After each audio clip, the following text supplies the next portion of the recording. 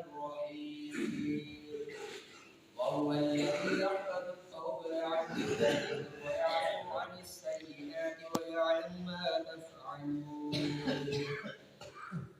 اور وہی ہے جو اپنے بندوں سے توبہ قبول فرماتا ہے اور گناہوں سے درگزر فرماتا ہے اور جانتا ہے جو کچھ تم کرتے ہو. وَهُوَ الَّذِي يَقْبَلُ التَّوْبَةَ عَنْ عِبَادِهِ اور وہی ہے جو اپنے بندوں سے توبہ قبول فرماتا ہے.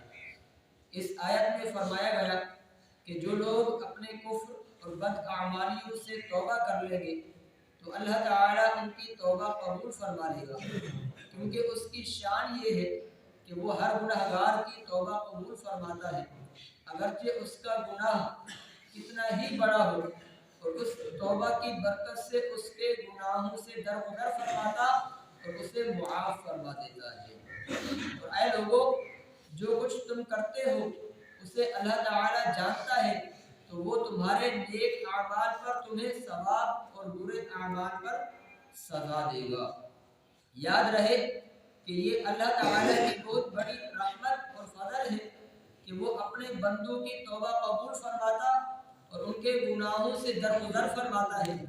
اور اس آیت میں توبہ کی قبولیت کا مژدہ سنا کر گناہ کرنے والوں کو اپنے گناہوں سے توبہ کرنے کی ترغیب دی گئی ہے.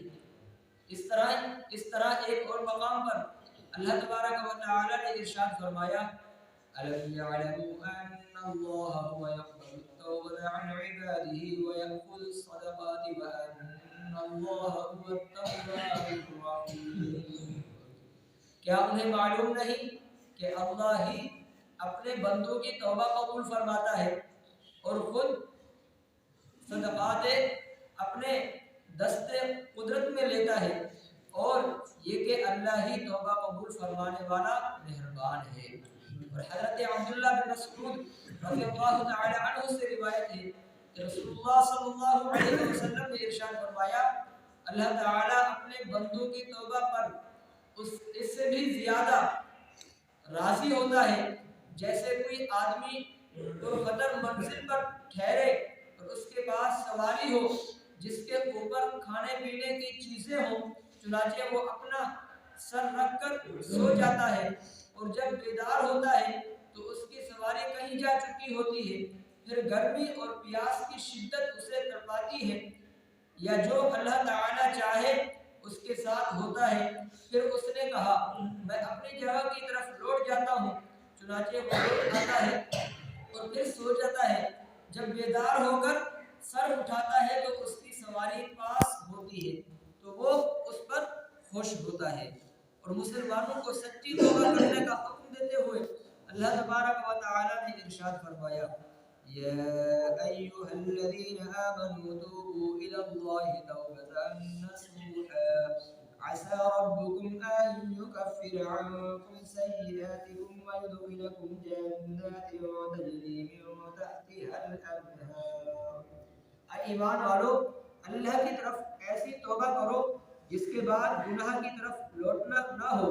قریب ہے کہ وہ تمہارا رب تمہاری برائیاں تم سے مٹا دے اور تمہیں ان باغوں میں لے جائے جن کے نیچے نہریں رواں ہیں. لہذا ہر مسلمان کو چاہیے کہ اگر اس سے کوئی گناہ ہو جائے تو وہ اللہ تعالیٰ کی بارگاہ میں سچی توبہ کرے. علماء فرماتے ہیں کہ ہر ایک گناہ سے توبہ واجب ہے، اور توبہ کی حقیقت یہ ہے کہ آدمی بدی اور معصیت سے باز آ جائے، اور جو گناہ اس سے صادر ہو گئے اس پر نادم ہو اور ہمیشہ گناہ سے بچتے رہنے کا پختہ ارادہ کرے. اور اگر گناہ میں کسی بندے کی حق تلفی بھی تھی تو اس حق سے شرعی طریقے سے بری الذمہ ہو جائے.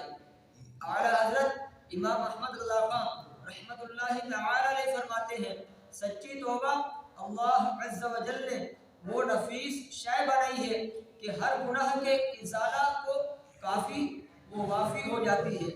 کوئی گناہ ایسا نہیں کہ سچی توبہ کے بعد باقی رہے، یہاں تک کہ شرک کفر بھی باقی نہیں رہتے.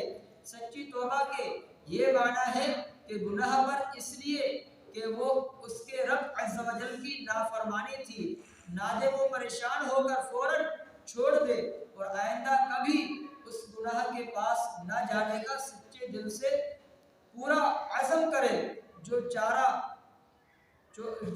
چارہ کا راز کی تلافی کا اپنے ہاتھ میں ہو بجا لائے، مثلا نماز، روزے کے ترک یا وصل سرقہ یعنی چوری، رشوت، ربا یعنی سود سے توبہ کی صورت صرف آئندہ کے لیے ان جرائم کا چھوڑ دینا ہی کافی نہیں، بلکہ اس کے ساتھ یہ بھی ضروری ہے کہ جو نماز روزے ناغہ کیے نہیں پڑھے ان کی قضا کرے۔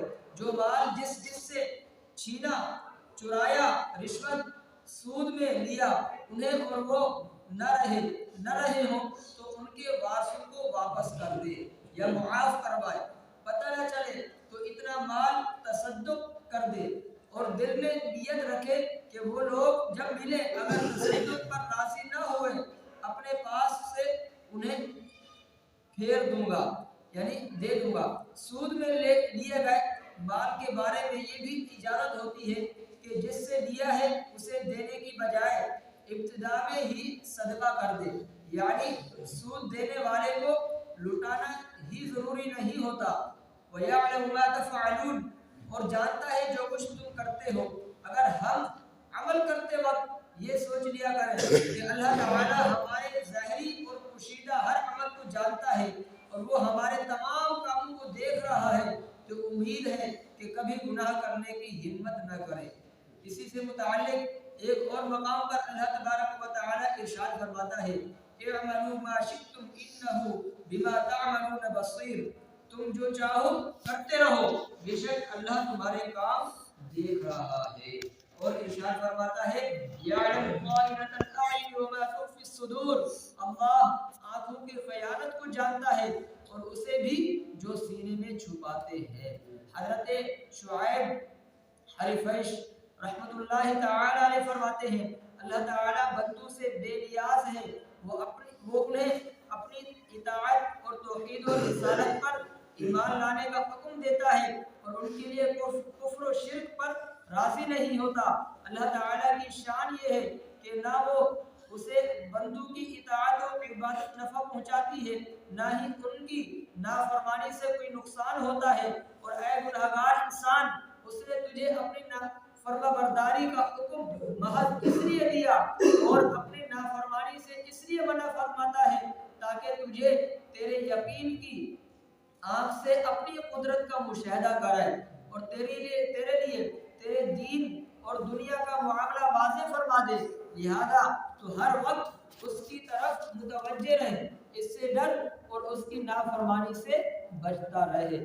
اگر تو اسے نہیں دیکھ سکتا تو اس بات پر یقین رکھ کہ وہ تجھے یقیناً دیکھ رہا ہے۔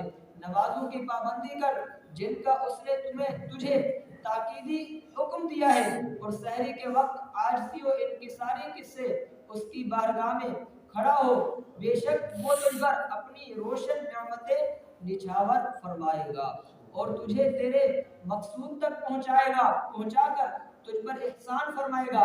کیا اس نے ماں کے پیٹ کے اندھیروں میں تیری حفاظت نہیں کی اور وہاں اپنے لطف و کرم سے تجھے خوراک مہیا نہیں کی؟ کیا اس نے تجھے کمزور پیدا کر کے پھر رزق فراہم کر کے تجھے قوی نہیں کیا؟ کیا اس نے تیری پیدائش اور پرورش اچھی طرح نہیں کی؟ کیا اس نے تجھے عزت نہیں بخشی اور تیرے ٹھکانے کو معزز نہیں بنایا؟ کیا تجھے ہدایت اور تقوی جیسی عظیم دولت کا الہام نہیں فرمایا؟ کیا تجھے عقل دے کر ایمان کی طرف تیری رہنمائی نہیں فرمائی؟ کیا اس نے تجھے اپنی نعمت عطا نہیں فرمائی؟ کیا اس نے تجھے اپنی فرما برداری کا حکم نہیں دیا؟ کیا اس نے تاکید نہیں کی؟